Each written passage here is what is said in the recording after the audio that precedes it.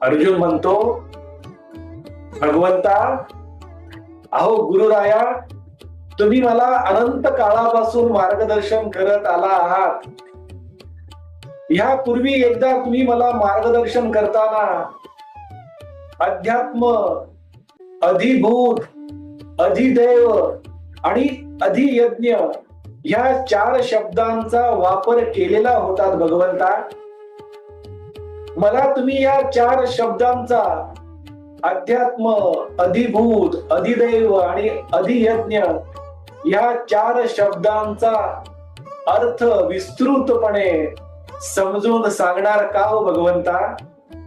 गुरुराया, मी तुम्हाला विनवणी करतो, ह्या 4 शब्दांचा अर्थ मला विस्तृतपणे समजावून सांगणार का हो भगवंता? असा जिज्ञासू